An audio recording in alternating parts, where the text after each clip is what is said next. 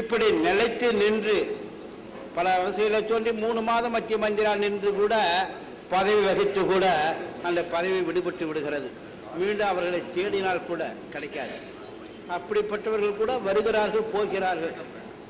அவர்களை விட இந்த பிரதானமாக நல்ல பதவி வகிப்பதற்கு, அரசியலில் நின்று நிலைத்து நின்று சாதனைகள் செய்வதற்கு என்னென்ன கிரகங்கள் இருந்தால், என்னென்ன கிரகங்கள் பலம் பெற்று காணப்பட்டால் அவர்களுக்கு இந்த அரசியலை நிலைத்து நிற்கக்கூடிய யோகம் உண்டாகும். இந்த அரசியலை இன்று சாதனை செய்யக்கூடிய அளவுக்கு அற்புதங்கள் ஏற்படும் என்பதை பற்றியெல்லாம் பேச்சாளர்கள் தெளிவாக எடுத்து வைத்தால், தெளிவாக துல்லியமாக பாயிண்ட் 1, பாயிண்ட் 2, பாயிண்ட் 3ன்னு எடுத்து வைத்தால் மிக அழகாக இருக்கும். முடிவிலே தீர்ப்பு வழங்குவதற்கு நல்லதாக இருக்கும். அந்த வகையில் இதுவரை 2 அணித்தலைவர்கள் மோதிவிட்டார்கள். திருச்சி கடக ராமசாமி அவர்கள் அருமையாக சொற்பொழிவு தந்தார்கள். சூரியனை என்ற அணியிலே மிக அருமையான கருத்துக்கள் எல்லாம் வைத்தார்கள். அதற்கு அடுத்து பதிலளிக்கின்ற வகையிலே டி சண்முகவேல் அவர்கள் அங்காரகனே, அரசியலிலே அற்புதமான புரட்சி செய்பவர் அங்காரகனே, செவ்வாய் அங்காரகன் ஒன்றுதான், அங்காரகனே என்ற தலைப்பிலே மிக அருமையான கருத்துக்களை எல்லாம் எடுத்து வைத்தார்கள். ஒன்று பேச்சாளர்லாம் காத்திருக்கிறார். நல்ல தற்போது திருமதி டி அகிலாண்டேஸ்வரி அவர்கள் வருகை தந்திருக்கிறார். அவர்கள் சூரியனே என்ற தலைப்பிலே எல்லோரையும் மீசிருக்கக்கூடிய அளவுக்கு தனது வாதங்களை வைக்க வந்திருக்கிறார். அவளை வரும்படியும் வாதங்களை வைக்கும்படியும் அன்புடன் கேட்டுக்கொள்கிறோம்.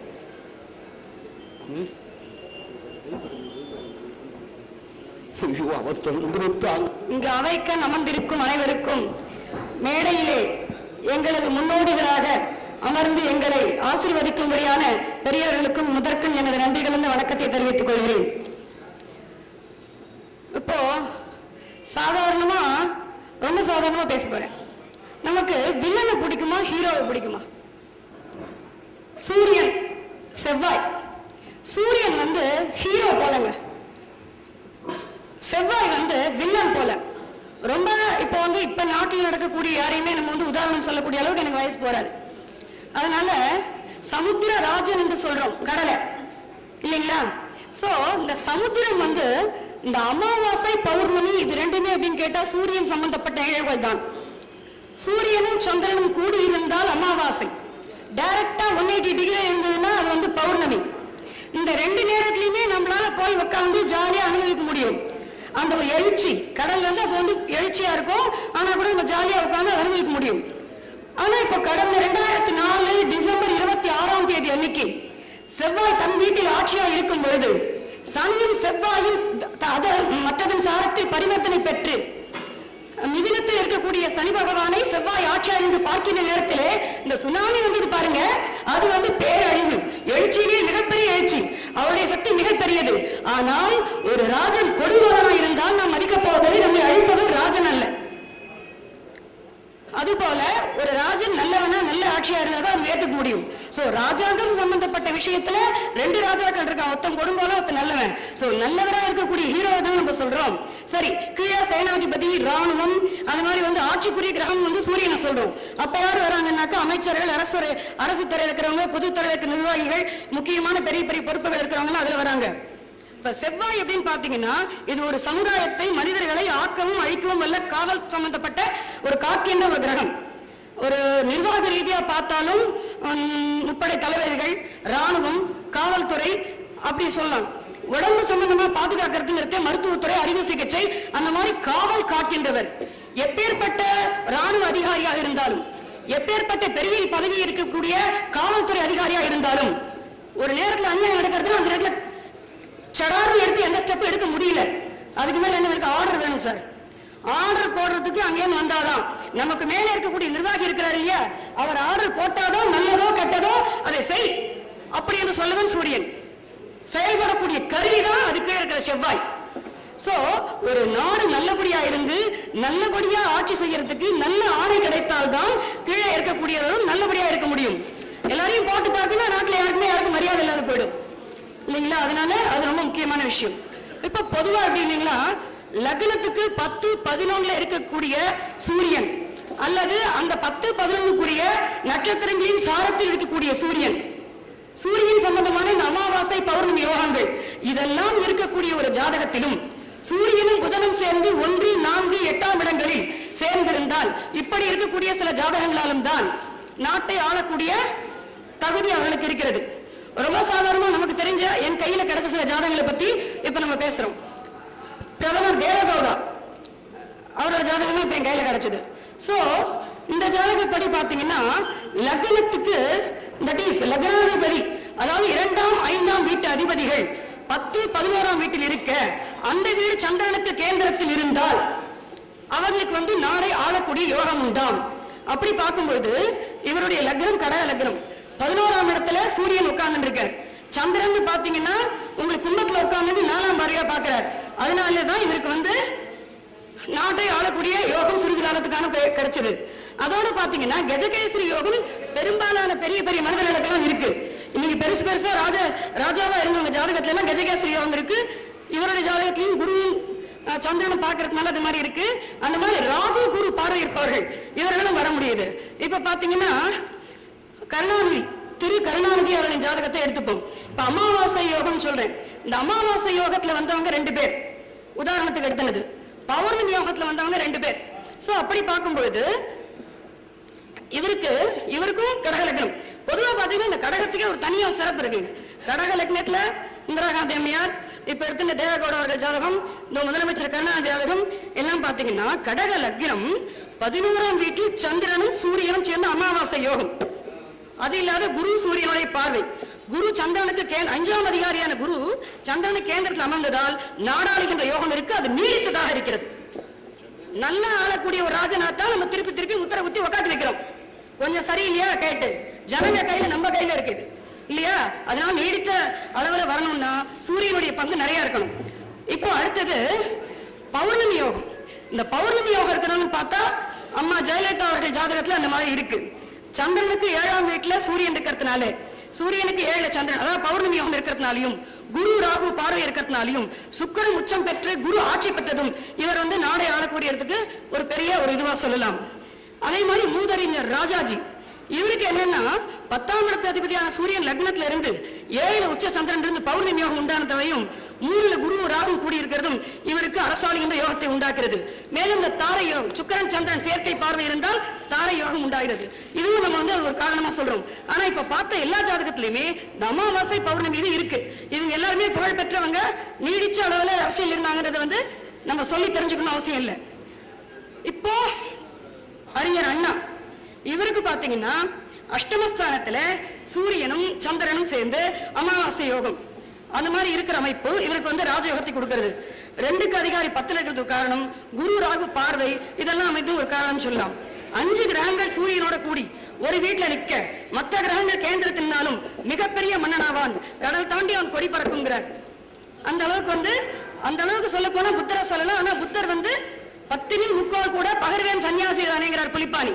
அந்த காரணத்தால 5ல நிறைய கிரகங்கிறதுனால ராஜயோகங்கள் இருந்து கூட அவர் சன்னியாச யோகம் போயிட்டார். லக்னத்துக்கு 4, 7 எல்லா கிரகங்களும் கூடி நின்றால் அவர்களும் மிகப்பெரிய இதுக்கு வரதுக்கான வாய்ப்புகள் இருக்கு. சோ ஒரு நல்ல ஆட்சியை தரக்கூடிய நல்ல நிர்வாகத்திறனை தரக்கூடிய அமைப்பு சூரியனுக்குத்தான் இருக்கிறது. அவரது கட்டளைப்படித்தான் மற்றவர்கள் நடக்க வேண்டும் என்பதில் எல்லளவும் சந்தேகம் இல்லை. எனவே இந்த பட்டிமன்றத்தில் நல்லபடியா பதில் சொல்லணும்னா ராஜயோகத்தை நல்லபடியாக கொடுப்பவர் சூரியனே சூரியனே சூரியனே என்று கூறி விடைபெறுகிறேன். நன்றி, வணக்கம்.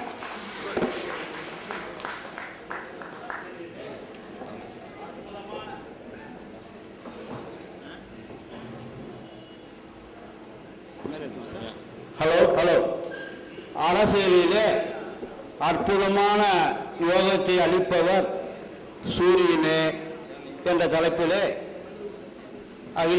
திருமதி அகிலாண்டேஸ்வரி அவர்கள் தனது வாதங்களை வைத்தார்கள்.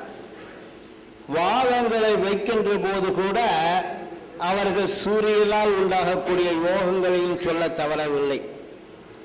அதற்கு உதாரணமாக மேற்கோள் காட்டுகின்ற போது டாக்டர் பேரறிஞர் அண்ணா அவர்கள் ஜாதகத்தை குறிப்பிட்டார்கள். அவர்கள் ஜாதகத்திலே சூரியனும் சந்திரனும் சேர்ந்து அமாவாசை யோகம் கொடுத்த காரணத்தினால்தான் சில கிராமத்தெல்லாம் சொல்லுவாங்க, அமாவாசை யோகம்னா அவங்க வந்து போய் சொல்லுவாங்க, பேசுவாங்கலாம் சொல்லுவாங்க. டாக்டர் கலைஞர் அவர்களுக்கு கூட அமாவாசை யோகம் இருக்குது. கடகலக்னம், அவருக்கு வந்து ரிஷபத்தில் வந்து சந்திரன் உட்கார்ந்துருக்கார், கூட சூரியன் உட்கார்ந்துருக்கார்.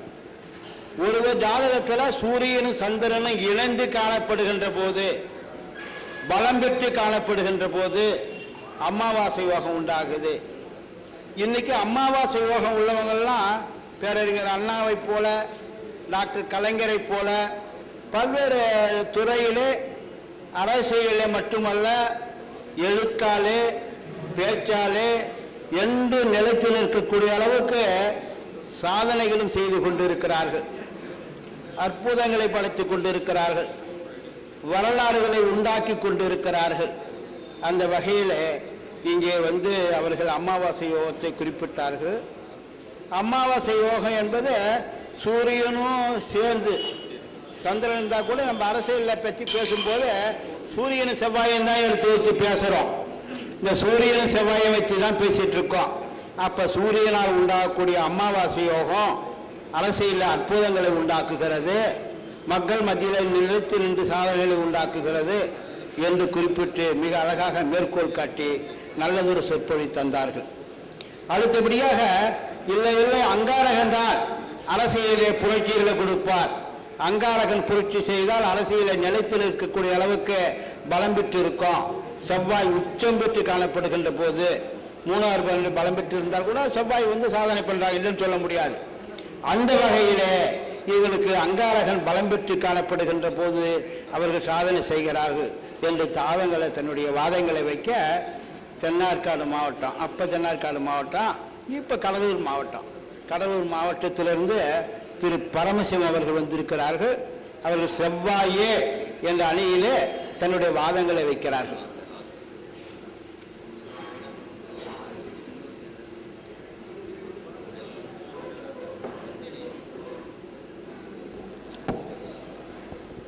மூவிரு முகங்கள் போற்றி, முகம்பொழ் கருணை போற்றி, தேவரும் துதிக்க நின்ற வீராறு தோள்கள் போற்றி, மாபடி வைகும் செவ்வேள் மலரடி போற்றி அண்ணாங்கான், சேவலும் மயிலும் போற்றி, திருக்கவேள் போற்றி போற்றி. தலைவர் அவர்களே, எங்க அணி தலைவர்களே, அடுத்த அணி தலைவர்களே, மற்றும் நண்பர்களே, ஜோதிடர்களே, கலைஞர்களே, பெரியவர்களே, தாய்மார்களே, அனைவரும் வணக்கம். செவ்வாய் முதல்ல எடுத்துக்கிட்டா, செவ்வாய்க்கு அதிபதி முருகன். செவ்வாய் சேனாதிபதி என்றும், இரத்தத்துக்கு அதிபதி என்றும், தைரியசாலி என்றும், பூமிக்கு அதிபதி என்றும் சொல்லப்படுகிறது. ஒரு ஜாதகத்திலே 3, 6, 11, 10ஆம் இடந்த இடங்களிலே செவ்வாய் வலுப்பெற்றிருந்தால் அந்த ஜாதகர் அரசியலிலே பதவி ஏற்கக்கூடிய உறவை பெறுகிறார். செவ்வாய் தைரியசாலி. அப்போது ஒரு ஜாதகத்திலே 3இல் செவ்வாய் வலுப்பெற்றிருக்கும் போது சகோதர காரகனையும் அங்கே 3ஆம் இடத்தை எடுத்துக்கொள்ளலாம். அப்போ 3இல் செவ்வாய் இருக்கும்போது அந்த ஜாதகத்தில் தைரியமாக, வலிமையாக, மேன்மையாக தரக்கூடிய வாய்ப்பை 3இல் இருக்கின்ற செவ்வாய் அவளை உயர்த்தி வைக்கிறது. 2வது 6இல் செவ்வாய் வரும்போது துணிவாக, மேன்மையாக, எதிரியை வெல்லக்கூடிய, வசப்படுத்தி மேன்மைப்படுத்தக்கூடிய உடையவரால் தான் மேல் பதவிக்கு வர முடியும். அதை கொடுப்பவர் செவ்வாய். செவ்வாய் 6இல் இருக்கும்போது துணிவோடு, வெற்றியோடு அந்த ஜாதகரை மேன்மைப்பட முடியும். அதோடு மட்டுமல்லாமல் இடியன வலிவனாகி முருகன் எப்படி சூரபத்மனை இடியன வழியாகி வெற்றி பெற்றாரோ அந்த மாதிரி 6ஆம் இடத்தில் நின்ற அந்த செவ்வாய் மக்களை சரணாகதி அடைய வைத்து எதிரிகளை தன்மையோடு வளைத்து எதிரிகளை வெல்லக்கூடிய சிறப்பு அம்சம் செவ்வாய்க்குத்தான் உண்டு. அதனாலே செவ்வாய் 6லே அமைக்கக்கூடிய ஜாதகங்கள் எல்லாம் சிறப்பான மேன்மையான பதவிக்கு வருவார்கள். ஒரு ஜாதகர்களுக்கு கல்வி, தனம், தானியம், பொருள், செல்வம் மற்ற எல்லா வெற்றியும் பெற வேண்டுமானால் பொருள் இருந்தால்தான். தனம் தரும், கல்வி தரும், ஒரு நாளும் தளர்வறியா மனம் வேண்டும். பணம் வேணும், கல்வி வேணும், எல்லா தைரியம் இருந்தால் தான் ஒரு அரசாட்சி செய்யக்கூடிய தன்மை, வேகம், விறுவிறுப்பு இருக்கும். அதனாலே பெரியவர்களே, இந்த அம்சங்கள் உடைய ஜாதகங்கள் தான் மேலே பதவிக்கு வர முடியும். அதோடு மட்டும் இல்லாமல் மேல் பதவி மட்டும் இல்லை, சாதாரணமாக ஒரு கிராமத்தில் எம்எல்ஏ, ஒரு பிரசிடண்ட், ஒரு எம்பி, இப்படி காலங்களெல்லாம் வரும் ஜாதகங்கள் எல்லாம் செவ்வாயினுடைய அதிகாரத்தால், செவ்வாய் உச்சம் பெற்றதுனாலையும் ஆட்சி பெற்றதுனாலையும் அவர் மேன்மைக்கு வரக்கூடிய வாய்ப்பை செவ்வாய் தான் அந்த ஜாதகத்துக்கு கொடுக்கிறது என்பது உண்மை. ஊக்கம், கல்வி, துணுடைமை இம்மூன்றும் நீங்க ஆளக்கூடிய தன்மையை தருகிறார் என்பது திருவள்ளுவர் வாக்கு. ஆனால் இந்த தன்மை மூன்றும் இந்த செவ்வாய்க்கு இருக்கிறதுனால்தான் அந்த ஜாதகரை மேன்மைக்கு அடைய முடிக்கிறது. சின்ன முதல் அதோடு இல்லை, இராணுவம், கேப்டன், ஐசிஎஸ் போன்ற பதவிக்கு வரக்கூடிய சிறப்பு அந்த ஜாதகங்கள் செவ்வாயினுடைய வலுவினாலே சிறப்படைகிறார். 10லே செவ்வாய் வலுப்பெற்று குரு பார்த்தாலும் அவர் மேன்மையான ஆளக்கூடிய, அரசியலை ஆளக்கூடிய தன்மையை அவர் பெறுகிறார். இவங்க சொன்னாங்க, எனக்கு முந்தி பேசிய அம்மா சொன்னாங்க, கருணாநிதி ஜாதகத்தில் 11ஆம் இடத்தில் சந்திரன் சேர்க்கையினால் தான், அமாவாசையால் தான் அவர் கருணாநிதி சிறப்படைய வந்தது என்று சொன்னது தவறு. எப்படி என்றால், கடக இலக்கணத்துக்கு யோகக்காரகன் செவ்வாய், சிம்ம லக்கணத்துக்கு யோகக்காரகன் செவ்வாய், மிதுன ராசிக்கும் யோகக்காரகன் செவ்வாய். அப்படி இருக்கும்போது கடக லக்கணத்துக்கு 11ஆம் இடம் பாதகஸ்தானம் என்பது எல்லாருக்கும் தெரியும். அப்பொழுது 11ஆம் இடத்தில் பாதகஸ்தானத்தில் இருந்த சூரியனும் சந்திரனும் அந்த கருணாநிதிக்கு வெற்றியை தரவில்லை.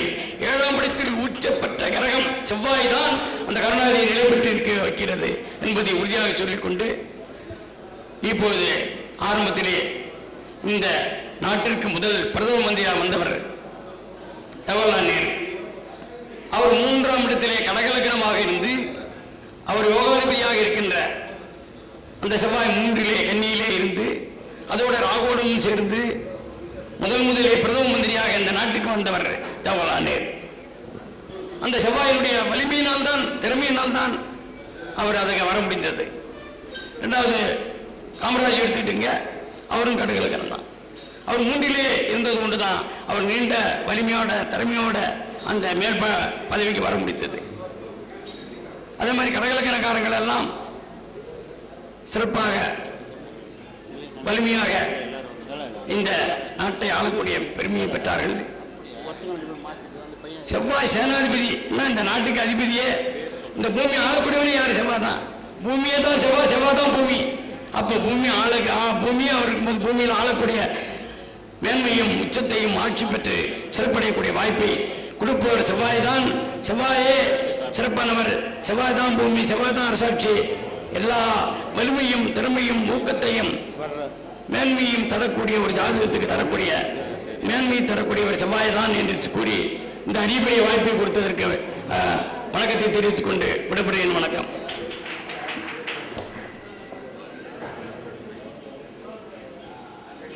அரசியலிலே அற்புதமான யோகங்களை அங்காரகனும் கொடுக்கிறார் என்று குறிஞ்சிப்பாடியை சேர்ந்த திரு பரமசிவம் அவர்கள், வாசு வல்லுநர் திரு பரமசிவம் அவர்கள் தனது வாதங்களை வைத்தார். அவர் வாதங்களை வைக்கின்ற போது அங்காரகன் அரசியலில் யாருக்கு என்ன சாதனை செய்தார் அங்காரகன் பலம் பெற்றவர்கள் அரசியலே நிலைத்து நின்று யாரால் சாதனை செய்திருக்கிறார்கள், புகழ் பெற்றிருக்கிறார்கள் என்பதை சொல்வதை விட்டுவிட்டு, ஆனாலும் அங்காரகனுடைய சிறப்புகளை, பெருமைகளை, யோகங்களை எல்லாம் சொல்லிக்கொண்டே இருந்தார். அவருடைய கருத்துக்கள் மிக அற்புதமாக இருந்தது. அங்காரகனை பற்றி பொதுவாக இருந்தது தவிர அரசியலே அங்காரகன் என்ன செய்தார், அங்காரகன் பலம் பெற்றவர்கள் அரசியலில் என்னென்ன செய்தார்கள் என்று நிலைத்து நிற்கக்கூடிய அளவுக்கு சாதனை செய்தார்களா என்பதை பற்றி அவர்கள் இன்னும் அடுத்தடுத்த பட்டிமன்றங்களில் இது போன்றதுக்கெல்லாம் விளக்கங்கள் கொடுக்க வேண்டும். அடுத்தபடியாக சூரியனே அரசியலில் நிலைத்து நின்று அற்புதமான சாதனைகளை செய்வதிலே வல்லவர், நல்லவர் சூரியனே என்ற அணியிலே திரு பாமணி துரை அவர்கள் இங்கே உரையாட வந்திருக்கிறார்கள். அவர்கள் வரும்படி, தனது வாதங்களை வைக்கும்படி இங்கே அன்புடன் கேட்டுக்கொள்கிறேன். ஓம் ஸ்ரீ குருபியோ நமக. அவையிலே அமர்ந்திருக்கின்ற அத்தனை ஆண்டோர் பெருமக்களுக்கும், சபையிலே அமர்ந்திருக்கின்ற நடக்கும்போது அத்துணை பார்வையாளர்களுக்கும், அருமையான பட்டிமன்றம், பெரியோர்களுக்கும் எனது மனமார்ந்த நன்றியை தெரிவித்துக் கொள்கிறேன். இன்று கொடுத்த தலைப்பு அரசியலை ஆளாக்கக்கூடிய கிரகம் சூரியனா செவ்வாயா. கொஞ்சம் உங்களெல்லாம் கேட்கிறேன், இப்ப இந்த செவ்வாயை பத்தி சொன்னாங்களே, அவங்க சொன்னது உங்களுக்கு ஏதாவது புரிஞ்சுதா? புரியக்கூடாது, அதான் அரசியல். அவங்க அரசியல் செவ்வாய் சொல்லி புரிஞ்சுட்டா அது அரசியல் இல்லை. செவ்வாய் குழப்பவாதி, கலகக்காரகன். அந்த அங்காரகன் ஒரு ஜாதகத்திலே உச்சம் பெற்றிருந்தால் அதனுடைய பலாபலன்கள் அரசியலிலே என்ன நடக்கும் என்பதை உங்களுக்கு லிஸ்ட் போட்டு சொல்றேன்.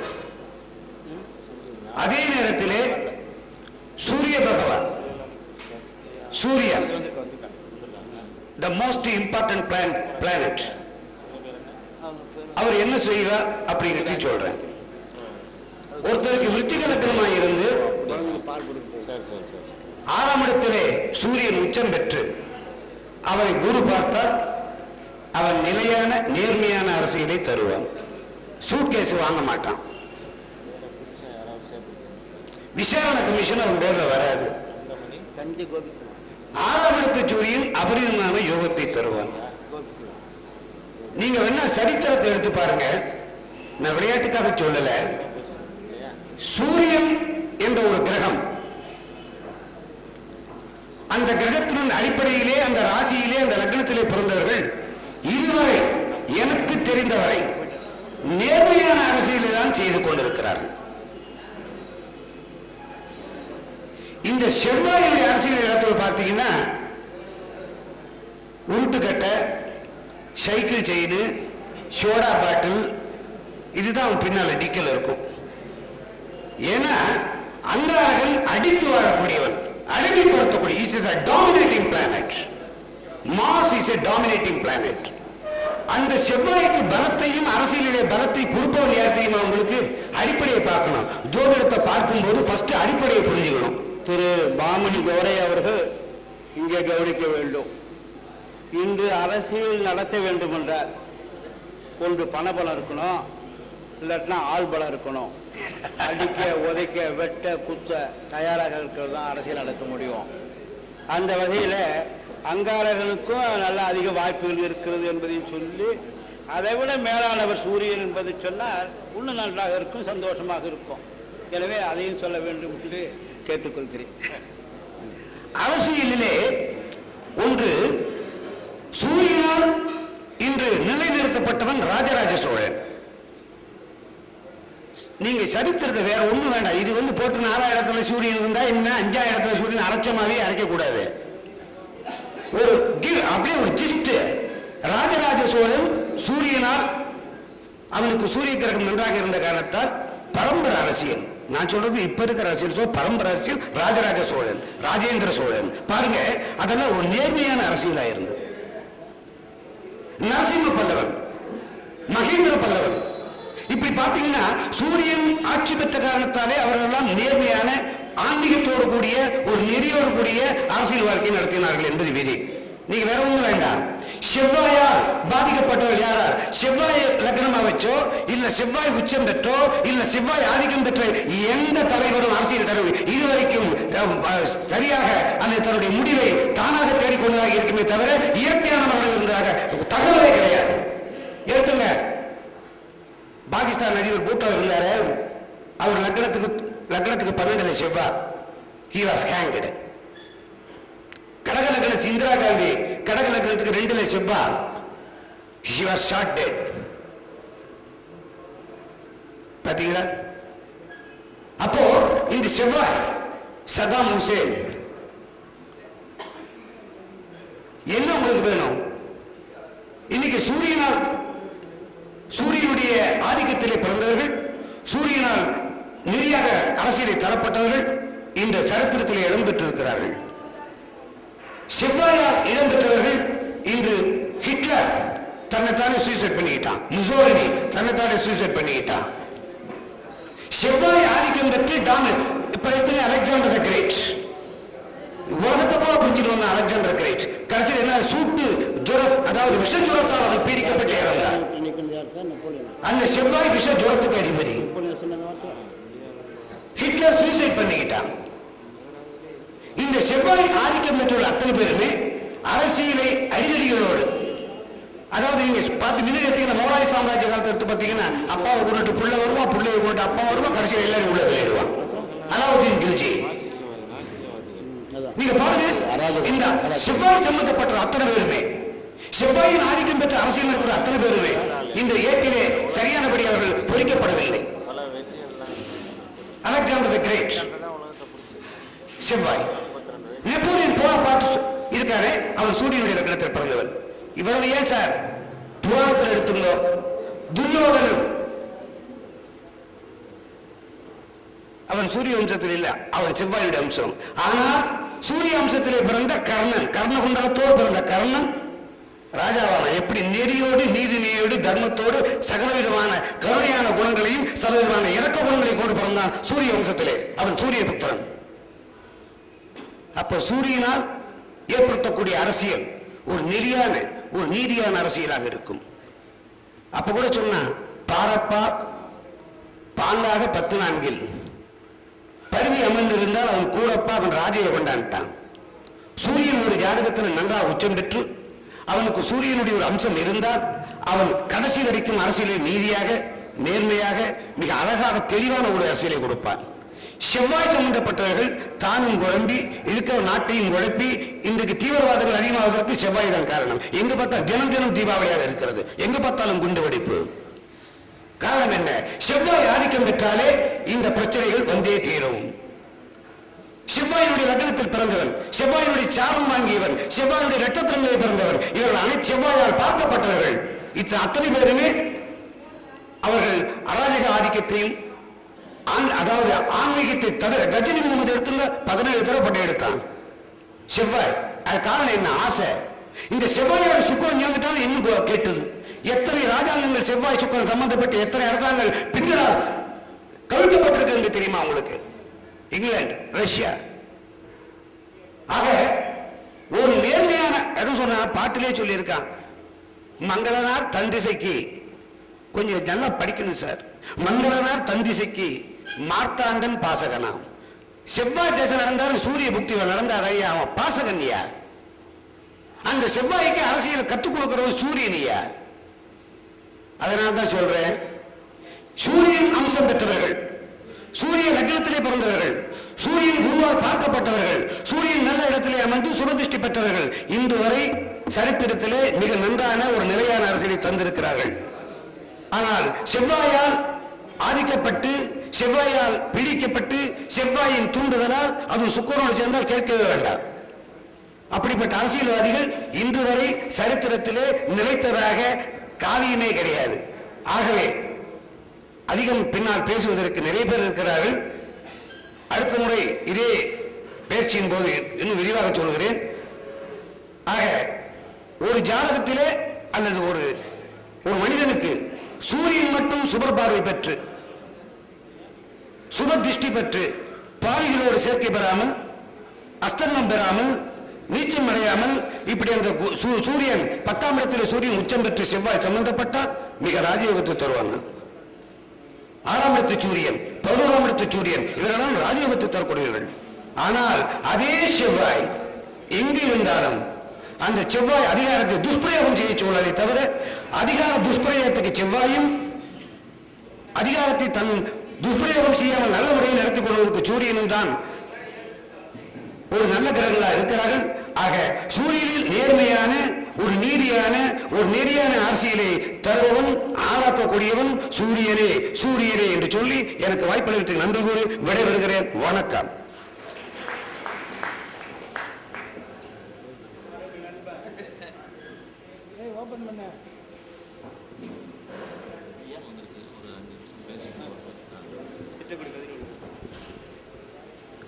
ஆர்வ நண்பர் பாமினி துரை அவர்கள் உரையாடுகின்ற போது சூரியனே என்ற அணியிலே தனது வாதங்களை வைத்தார்கள். உலகளாவிய வரலாறுகளை புரட்டி பார்க்கின்ற போது நெப்போலியன் என்ற பெரிய சர்வாதிகாரிகள் கூட, அதாவது டிக்ஷனரியிலேயே முடியாது என்ற வார்த்தையை அகற்றப்பட வேண்டும், ஒதுக்கப்பட வேண்டும் என்று கூறிய அவர்கள் கூட, அதாவது செவ்வாய் நெப்போலியன் ராஜ்யத்தில் செவ்வாய் பலம் பெற்று இருந்தது. அவர் உலக அரங்கிலே எடுக்கின்ற நாடுகள் எல்லாம் வெற்றிகளை குவித்துக் கொண்டே இருந்தார்கள். அதுபோல அதுக்கு அடுத்த நிலையிலே முசோலின், ஹிட்லர் போன்ற இராணுவ தளபதிகள்லாம் ஆட்சியை பெற்ற போது ஆட்சியை கைப்பற்றிய போது நிறைய அராஜகங்கள் செய்தால் கூட அவர்கள் ஆட்சி நின்றது. பல நாடுகள் மீதெல்லாம் படையெடுத்தார்கள், வெற்றிகளை குவித்தார்கள். இவர்கள் ஜாதகத்தெல்லாம் கூட பார்த்தீர்களானால் செவ்வாய் பலம் பெற்று இருந்தது. இன்னைக்கு உலகிலேயே ஜப்பான் நாடு இன்னைக்கு முன்னிலையில் இருக்குது. ஆனால் 100 ஆண்டுகளுக்கு முன்பு பார்த்தீர்களானால் உங்களுக்கு 2வது உலக யுத்தம் நடந்த போது 46-47 2வது உலக யுத்தம் நடந்த போது நாகசாகி, கிரோஷிமா போன்ற நாடுகள்லாம் அழிக்கப்பட்டது, ஒழுக்கப்பட்டது, அடியோடு நாசமாக்கப்பட்டது. அப்பொழுது இருந்த அரசியல் தலைவர்கள் அமெரிக்காவிலிருந்து அவங்க குண்டு வீசிய காரணத்தினாலே அந்த இராணுவ புரட்சி ஏற்பட்டு இப்படியெல்லாம் அழிக்கப்பட்டார்கள், ஒழுக்கப்பட்டார்கள். இந்த அங்காரகன் பலம் பெற்று இருந்த காரணத்தால்தான், அங்காரகனுடைய புரட்சி ஓங்கிய காரணத்தால்தான், அங்காரகனுடைய வலிமை அதிகம் பெற்ற காரணத்தால்தான் அவருடைய நிலை உண்டாகியது. ஆனால் சூரியன் அது தீர்ப்பிலே நான் சொல்லுகின்ற போது அருமையாக சொல்லுவேன். ஆனால் சூரியன் பலம் பெற்றவர்களும் அரசியலில் நின்று இருக்கிறார்கள், அப்புறம் நீடிக்காமல் இருந்திருக்கிறார்கள். அவர்கள் ஜாதக பலத்திலே வைத்து நம்ம சொல்ல இருக்கிறோம். இதுக்கு அடுத்து அங்காரகனே அரசியலிலே அற்புதங்களை செய்ய காத்து கொண்டிருப்பவர் அங்காரகனை என்ன சாமி கொஞ்சம் அடி பற்றி பண்ண விடுங்க சாமி, ஒரு 5 நிமிஷம் கொடுங்க சாமி. காலையிலேருந்து உங்களை டிஸ்டர்ப் செஞ்சுட்டே இருந்தது. நான் பேசுகிறேன், என்ன பேசாமல் பேசுறீங்க, முடிச்சிருங்க சார்.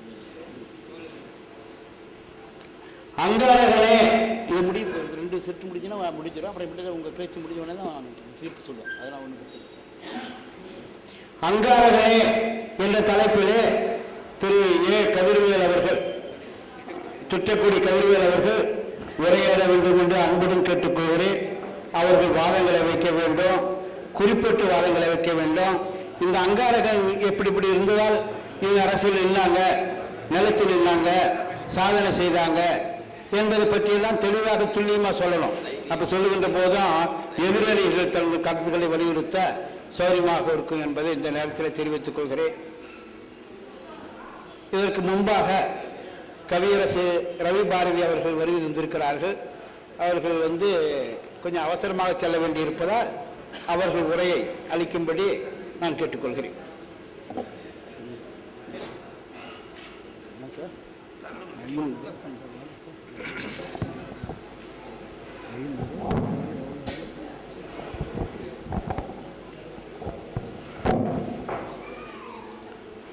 கண்ணை இமை காப்பது போல் காத்து கவிமலராய் நெஞ்ச தோட்டத்தில் பூத்து என்னை மேடையில் ஏற்றுவித்த அன்னை தமிழே, உன்னை வணங்குவேன், உலகம் வாழியவே. மிகச் சீரும் சிறப்புமாக 2 நாட்களாக நமது ஜோதிட சக்கரவர்த்தி ஐயா முருகராஜேந்திரன் அவர்களுடைய முயற்சியாலே மிக பிரமாண்டமாக நடைபெற்றுக் கொண்டிருக்கின்ற இந்த யாகத்தை பற்றி 2 மணித்துளிகள் பேசுவதற்கு என்னை அனுமதிக்குமாறு பணிவன்போடு கேட்டுக்கொள்கிறேன். 2 நாட்களாக இந்த நிகழ்வுகளெல்லாம் நான் கலந்து கொண்டிருக்கின்றேன். நமது முருகராஜேந்திரன் அவர்கள் ஒவ்வொரு ஆண்டும் இது போன்ற நிகழ்வுகளை எல்லாம் நடத்தி 10 ஆண்டுகளாக நான் அதில் பங்களிப்பு பெற்றிருக்கின்றேன். இங்கே ஜோதிட சக்கரவர்த்திகள் எல்லாம் இங்கே வருகை வந்திருக்கிறார்கள். நமது பாலஜோசியர் சாமி அவர்கள் மிகப்பெரிய ஒரு உன்னத நிலையிலே இருக்கின்ற அவர்கள் எல்லாம் வருகை வந்திருக்கிறார்கள் என்றால் நமது போற்றுதலுக்கும் மரியாதைக்கும் உரிய பாமினி துரை அவர்கள், இங்கே கடகம் ராமசாமி அவர்கள், கோவிந்தசாமி அவர்கள், இங்கே சகோதரி அகிலாண்டேஸ்வரி அவர்கள், நவமணி சண்முகவேல் அவர்கள், ஏ பரமசிவம் அவர்கள், கதிர்வேல் அவர்கள், ஞானரதன் அவர்கள், ஆக சேலம் சக்திநாதன் அவர்கள், தஞ்சை கோபிசிவம் அவர்கள், நமது போற்றுதலுக்கும் மரியாதைக்குரிய சிறப்பு விருந்தினர் RS சிவபிரகாசம் அவர்கள் போன்ற பெருமக்கள் எல்லாம் இங்கே வருகை வந்திருக்கிறார்கள் என்றால் இந்த மாண்பை, இந்த மாட்சியை என்ன சொல்வது? நான் காலையிலே இங்கே இந்த யாகத்திலே கலந்து கொண்ட போது நமது குருக்கள் சாமி அவர்கள் அபிராமி அந்தாதியிலிருந்து அத்தனை பாடல்களையும் இங்கே சொன்னார்கள். மிகப்பெரிய ஒரு உருக்கமாக இருந்தது. நமது வார்த்தை சித்தர் வலம்புரிஜான் அவர்கள் இந்த ஒவ்வொரு மேடையிலேயும் இங்கே பேசுகிற பொழுதெல்லாம் இங்கே இந்த பட்டிமன்றத்தினுடைய விளக்கங்களை எல்லாம், வழக்காடு மன்றத்தை எல்லாம் இந்த ஜோதிட உலகத்திற்கு கொண்டு வந்து இலக்கிய உலகத்திலே இருந்த மிகப்பெரிய ஒரு சக்தியை ஜோதிட உலகத்திற்கு கொண்டு வந்து அதை தொலைக்காட்சியிலே ஒளிபரப்பு அளவுக்கு இந்த ஜோதிடத்திற்கு ஒரு முக்கியத்துவம் கிடைத்திருக்கிறது. இன்றைய தினம் எத்தனையோ பேர்களை எல்லாம் நாம் பார்க்கிறோம். அவர்களெல்லாம் ஒரு காலத்திலே ஜோதிடம் என்றால் ஏதோ கிராமத்திலே இருப்பவர்கள் பார்ப்பார்கள். ஆனால் இன்றைய தினம் இந்த ஜோதிடத்திற்கு இவ்வளவு பெரிய முக்கியத்துவம் வந்திருக்கிறது என்றால் அதை பிரபலப்படுத்திய பெருமை நமது டாக்டர் முருகராஜேந்திரன் அவர்களே சாரும் என்பதை இந்த நேரத்திலே நான் சொல்லிக்கொள்ள விரும்புகிறேன். ஏனென்று கேட்டால் 2 நாட்கள் யாகம் நடத்துவது மட்டுமல்ல, இந்த யாகம் நடத்துகிற அத்துணை பேர்களுக்கு விருந்து உபசரிப்பும் செய்கிறார்கள். இதெல்லாம் நினைத்து பார்க்கக்கூடிய காரணம் அல்ல. காலையிலே இங்கே S.A. சந்திரசேகர் அவர்கள் மிகப்பெரிய இயக்குனர், நமது விஜய் அவர்களுடைய தந்தையார் அவர்கள் இங்கே வருகை தந்து மிகப்பெரிய ஒரு பாராட்டை நமது ஜோதிட சக்கரவர்த்திக்கு சொல்லிவிட்டு போனார்கள். அதாவது S.A. சந்திரசேகர் பாராட்டுறாருன்னா எப்படி? ஒரு பெருந்தன்மைக்கு சொந்தக்காரர் அப்படி என்று சொல்லி மிகப்பெரிய ஒரு பாராட்டை இங்கே தந்துவிட்டு போனார்கள். ஆக அப்படிப்பட்ட ஒரு அற்புதமான ஒரு மாநாடு இங்கே நடைபெற்றுக் கொண்டிருக்கிறது. இங்கே ஒவ்வொரு முறையும் பேசுகிற அத்தனை பேர்களும் அரசியலை சொல்லி சொல்லி மிக அற்புதமாக பல்வேறு செய்திகளை எல்லாம் இங்கே சொன்னார்கள். நான் ஒரே ஒரு காரணத்தை மட்டும் சொல்ல விரும்புகிறேன். நான் அரசியலிலே ஆர்வம் இல்லாமல் ஒதுங்கி இருந்த காலத்திலே நேரத்திலே மிகச் சிறப்பான முறையிலே ஐயா மூப்பனார் அவர்கள் நீங்கள் அரசியலுக்கு வர வேண்டும் என்று சொல்லி நான் சீட்டு கேட்காத ஒரு சூழ்நிலையிலே இந்த சீட்டிலே இந்த இடத்திலே நீங்கள் நிற்க வேண்டும் என்று சொல்லி மாமன்ற உறுப்பினராக என்னை ஆக்கினார்கள். நான் மாமன்றத்திலே பணியாற்றி 5 ஆண்டு காலம் இந்த சாலிகிராமம் பகுதியிலே வடபழனி பகுதியிலே பணியாற்றினேன்.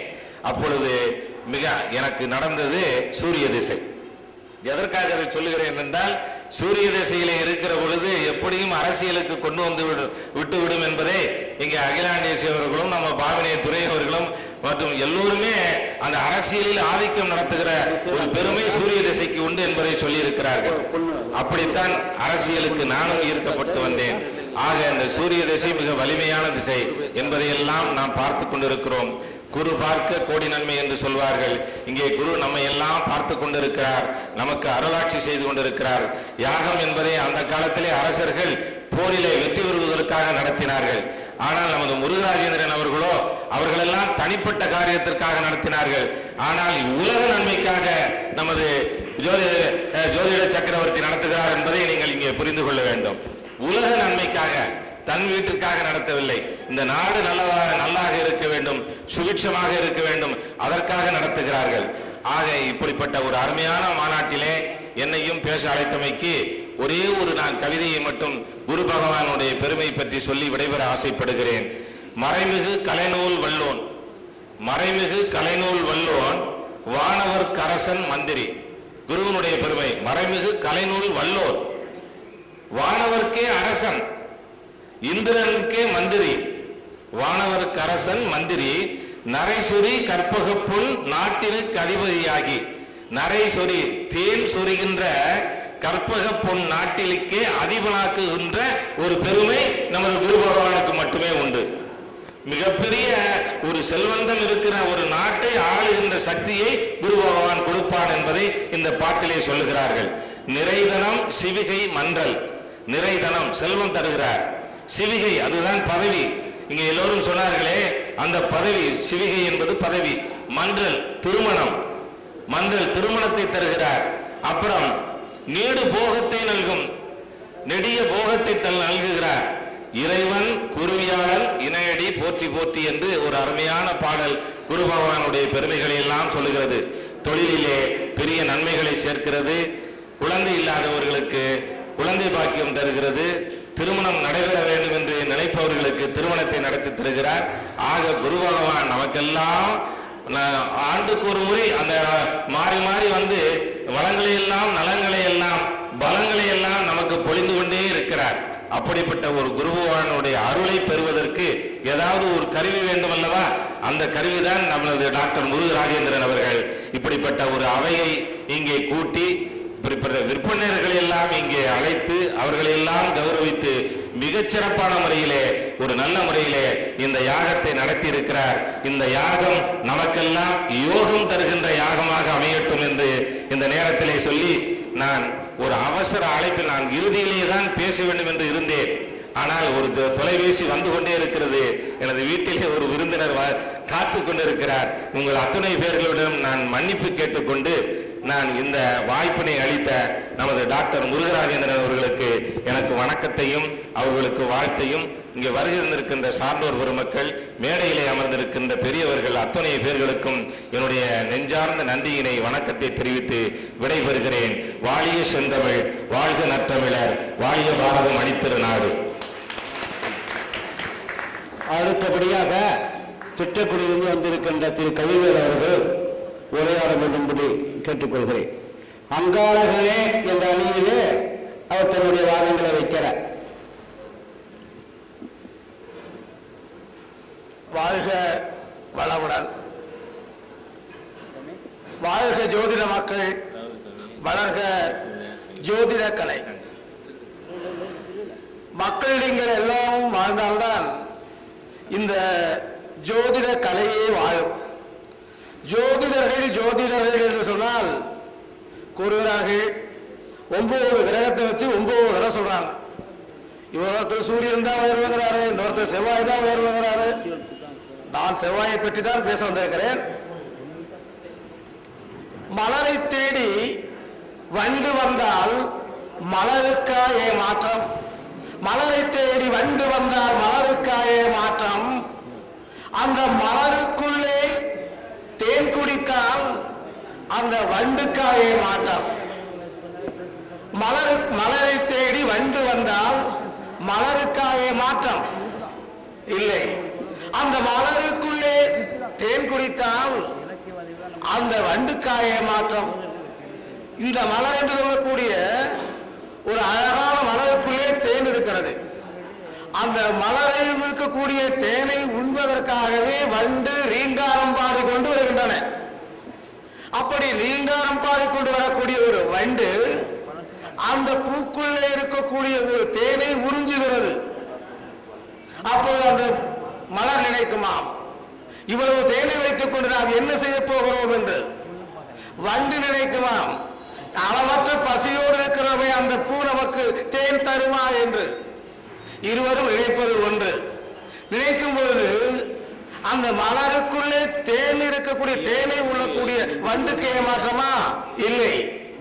தேன் உறிஞ்சப்படுகிறது, வண்டின் வயிறு நிரப்பப்படுகின்றன, ஆனந்தமாய் வண்டு பறக்கிறது. அந்த வண்டு அந்த பூவிலே இருக்கக்கூடிய தேனை உண்ணும் போது மரகத பொடிகள் இருக்கின்றன. அடுத்த மலரிலே செல்லும் பொழுது ஒன்றோடு ஒன்று கலவை பெறுகிறது. அப்பொழுது அந்த பூ காயாகிறது, கனியாகிறது, மக்களே உங்களுக்கு நல்ல ஒரு வரப்பிரசாதமாக தரப்படுகிறது. அதுதான் இந்த ஜோதிட கலை. ஜோதிடர்கள் என்பவர்கள் யார்? ஒரு பூக்கள். அதை வண்டு நீங்க முடிக்கக்கூடியவர்கள் யார்? வண்டு போன்ற மக்கள். ஜோதிடத்திலே நீங்கள் வந்து அருகிலே அமர்ந்து இந்த ஜோதிடர் நமக்கு என்ன சொல்ல போகிறார் என்று நினைக்கிறீர்களா இல்லையா? நினைப்பது உண்மைதானே? அதற்கு எங்க ஐயா என்ன கூறுகிறார்? இந்த வண்டு ஏதோ ருசி பார்க்க வந்திருக்கிறது, இந்த ருசிக்கு ஏற்ற பரிகாரத்தை நாம் செய்ய வேண்டும் என்று ஐயா உங்களுக்கு ஏற்ற தேன்களை அள்ளி கொடுக்கிறார்கள். அவர்கள் தேன்களை அள்ளி கொடுக்கும் போது வண்டுகளாக வரக்கூடிய நீங்கள் இது போன்ற ஜோதிடர்களை விட்டு வைக்கிறீர்களா? மேலே என்கிறீர்கள், தெய்வம் என்கிறீர்கள், வழிகாட்டி என்கிறீர்கள். எங்களுக்கெல்லாம் ஒரு துணையாக நீங்கள் இருக்கிறீர்கள், உங்களுக்காக துணையாக நாங்கள் இருக்கிறோம். இதுதான் உங்களுக்கும் ஜோதிடர்களுக்கும் உள்ள ஒரு இனிமையான ஒரு ரசமான ஒரு சுவையான சொற்கள். இது வருகிறேன். இந்த பூக்கள் எங்கே பூக்கிறது? நந்தவனத்திலே. அந்த நந்தவனம் எங்கே இருக்கிறது? ஆகாயத்தில் இருக்கிறது, பூமியிலே இருக்கிறது. இங்கு பூச்சுவல் மண்ணீரல் இருக்கும் பொழுது இந்த பூக்கள் எங்கிருந்து வருகிறது? பூமியிலிருந்து வருகிறது, ஆகாயத்திலே பறக்கிறது. சொல்கிறார்களே, இந்த பூவை கொடுத்தது யார்? இந்த செவ்வாய் கிரகம் தானே, இந்த பூமி தானே. இந்த பூமியினுடைய பெருமை உங்களுக்கு தெரியுமா? பாருங்கள், கடலை சுமப்பவரும் பூமிதான், மலையை சுமப்பவரும் பூமிதான், இந்த உலகத்தை சுமப்பவரும் பூமிதான். உன்னையும் என்னையும் மற்றோரையும் மாற்றாரையும் ஏன் இன்னும் கூறுகிறேன் கேளுங்கள், நல்லவர்களையும் கெட்டவர்களையும் இந்த பூமிதானே படைத்து பூமிதானே சுமந்து கொண்டிருக்கிறது. அந்த பூமிக்கு சொந்தமானவன் யார்? இந்த செவ்வாய் தானே. மேல போகல, சூரியன் மிதக்கிறார் மேல வானத்துல, அவன் ஊட கட்ட குடிக்கிறான். யார் வேணான்னு சொன்னா போயிரு, வேணான்னு சொன்னீங்க. ஆனா வானத்துல ஊடு கட்டுற சூரிய கிரகங்கள் எல்லாம் பூமிக்கு வந்தீங்கன்னா நாங்க சும்மாவே விட மாட்டோம், ஜாக்கிரதை. இந்த பட்டிமன்றம் நடக்கிறது, இந்த பட்டிமன்றம் எதுவுமே நடக்கிறது ஆகாயத்துல கோட்டை கட்டு நடக்கிறது இல்லையே, இந்த பூமி மைதான் நடக்கிறது. இந்த பூமியை சுமப்பவர்களானே, பூமியை மிதிப்பவர்களானே, பூமியினுடைய அந்தஸ்தை பெறுபவர்களானே நீங்கள். எப்படி நீங்கள் செவ்வாய் பகவானை பற்றி மட்டமாக பேச முடியும்? உங்களால் முடியுமா? எப்படி பேசுகிறீர்கள்? அரசியல் என்ன? அரசியல் எப்படி வந்தது? உங்க அடையாளம் சூரியன் நேராக கொண்டு வந்து சட்டசபையில நான் தான் முதலமைச்சர் உட்கார வச்சாரா? நான் தான் ராஜராஜ சோழன் சூரியன் கூட உட்கார வச்சாரா? நான் தான் உலகத்தை ஆளக்கூடிய பெரிய பிரைம் மினிஸ்டர், சீஃப் மினிஸ்டர், நான் தான் பெரிய அதிகாரின்னு அவரா அந்த கிரகத்தை படிச்சிருந்து உட்கார்ந்து விட்டாரா? கேளுங்க, எப்படி நீங்க சொல்ல முடியும்? இந்த செவ்வாய் கிரகம் என்பது யார் தெரியுமில்ல உங்களுக்கு? எப்படி தெரியும்? ஒரு குழந்தையை பெற்றவள் பூமாதேவி. அந்த பூமாதேவிக்கு சொந்தக்கார இந்த செவ்வாய் கிரகம். அந்த செவ்வாய் கிரகம் தான் இந்த உலகத்தையே சுமக்கிறது. இதை எத்தனை பல கோடிக்கணக்கான மக்கள் வாழ்ந்து கொண்டிருக்கிறார்கள். இத்தனை சுமப்பது யார்? இந்த பூமி. அந்த செவ்வாய் கிரகம் தானே. அந்த செவ்வாய் நம்ம எல்லாம் வன்மையாக தெளிவாக உங்கள் ஊட்டம் உரமாக உங்களை தூண்டுவதற்கும் ஏங்குவதற்கும் படிப்பதற்கும் உங்களுடைய உறைவிடம் தருவதற்கும் கல்வியையும் ஞானத்தையும் உதயத்தையும் தெய்வ பக்தியை தரக்கூடிய சில ஆலயங்களையும் ஏன் இன்று எடுத்துக்கொள்ளுங்களேன். குரு பயிற்சி தான். இந்த குரு பயிற்சி எங்க அறியாளர்கள் ஏன் வானத்திலே பறக்கொண்டிருக்கலாமே? அந்த வானத்தில் ஒரு கோட்டையை கட்டி குரு பகவானை கொண்டு வந்து வச்சு இந்த வேத பிராமணர்கள் அந்தனர்கள் அனைவர்களும் கொண்டு வந்து ஆகாய மார்க்கமாக நின்று சூரிய பகவானே வாருமையா, உமக்காக நான் அந்தரங்கத்தை கோட்டையை கட்டி அது மேல நான் உலா வைக்கிறேன், நீங்க வந்து உட்கார்ந்து கூப்பிட வேண்டியதானே? முடிவா உங்களால? ஏயா இதுக்கெல்லாம் நாங்க வேணும். இவர் ராஜா வேஷம் போட்டு வந்து ராஜாவா குந்திக்குவாரா? நாங்கெல்லாம் பார்த்துக்கிட்டு வேடிக்கை பார்ப்போமா? இப்படி எல்லாம் வேடிக்கை பேசுறீங்கன்னா உங்களை காப்பாற்றுபவனும் செவ்வாய், உங்களை வாழ வைப்பவனும் செவ்வாய், உனக்கு நல் மதிப்பு தருபவனும் செவ்வாய், உனக்கு புகழ் பொருள் பூஷணாதிகள் ஆடை ஆபரணம் அந்தஸ்து ஏயா உன் உயிருக்கே பாதுகாப்பவன் எங்க சேனாதிபதியாக வரக்கூடிய செவ்வாய் கிரகம் ஒன்றே தவிர ஒரு ராஜா இருக்கிறாரு, பக்கத்து நாட்டுக்கார சண்டைக்கு வரா, ராஜா உடனே விரைவாக எடுத்து சொல்லிட்டு ராஜாதி ராஜன் ராஜ கம்பீரன் நானே போய போவானா? அப்ப வேணுமா சேனாதிபதி வாழ்ந்த தளபதியாளர்களே, அவர்களுக்கு ஒரு சாதனை போட்டுண்டு சேனாதிபதி உனக்கு ஒரு பட்டம் தருகிறார், வீரவார் உனக்கு சொந்தம். யார் போறா? இந்த ராஜா போறாரா? சூரியனால் கொடுக்கப்பட்ட உங்க ராஜா சண்டைக்கு போறாரா? சொல்ல பாப்பா போறான்னு. அவங்ககிட்ட இருக்கிற சேனாதிபதி பூராவும் அழிஞ்சு, அவங்க பின்னாடி படை வீரர்கள் அத்தனை பேருமே அடைஞ்சு, அத்தனை பேருமே உசுர் போன பிற்பாடு எதுக்கு போறான் தெரியுமா அந்த ராஜா? எத்தனை பேர் செத்துருக்கான், கை போன எத்தனை பேர், கால் போன எத்தனை பேர்.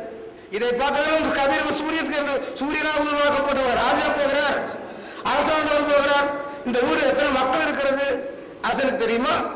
இந்த ஊரில் எத்தனை இன மக்கள் இருக்கார்கள் தெரியுமா? இந்த நாட்டில் என்ன நடந்து கொண்டிருக்கிறது தெரியுமா? நாடகத்தில் பாடுகிறார்கள். மாதமும் மாறி மலைகளும் பொழிந்து மாநிலம் சொல்லிக்கிறார் ராஜா கேட்கிறார். ஐயா, ஒரு நாட்டை ஆளக்குள்ள ராஜா, மேகம் கருக்குது, மழை பெய்யுது தெரியுமில்ல? அப்படி மந்திரி கேட்கிறான், மழை பெஞ்சுதா? நீ இந்த மாநிலத்தை சேர்ந்தவனாச்சு, உன் ஊர்ல நாடு செழிச்சிருக்கா? அந்த செழிச்சிருக்கான்னு கேட்கறது யாரு? ராஜா. அது பதில் சொல்லுவவன் யாரு? அது யாரியா? அவன்தான் சேனாதிபதி, அவன்தான் செவ்வாய். அவன் தான் சொல்றான், எங்க தொகுதி மக்கள் கஷ்டப்படுகிறார்கள், நாங்கள் பஞ்சத்தால் இருக்கிறோம், நாங்கள் பசியோடு வாடுகிறோம், எங்களிடத்தில் அதிகப்படுத்த மக்கள் இருக்கிறார்கள், என்னையா அரசு எங்க மக்களுக்காக நல்லதே செய்ய மாட்டியா கேட்கிறாங்க. அரசு மட்டும் ஒன்று இருந்தால் போதுமா? சேனாதிபதி வேண்டும். சேனாதிபதி ஒன்று மட்டும் இருந்து போதுமா? அந்த மக்களும் தேவை. இந்த மக்களால் உருவாக்கப்பட்டவன் தானே இந்த ராஜா. அந்த ராஜாவுக்கு போய் போகக்கூடாது என்று பாதுகாப்பாக தானே இந்த சேனாதிபதி. இந்த செவ்வாய்க்கிழமை உங்களிடத்தில் எத்தனை விதத்தில் உங்களுக்கு பங்கெடுக்கிறது, எத்தனை விதத்தில் கருத்து கொள்கிறது. ஒரு அம்மையாராக என் அருமை சகோதரி தான் இல்லைன்னு நான் சொல்லவே மாட்டேன். உடன் பிறந்தாலும் சகோதரி தான், உடன் பிறக்காட்டாலும் சகோதரி தான். அந்த சகோதரி என்ற சொல்லிக்கே இலக்கணம் எடுத்தவன் யார்? இந்த செவ்வாய்க்கிழமை தானே. என் அருகிலே அமர்ந்தது யார்? என் அருமை சகோதரி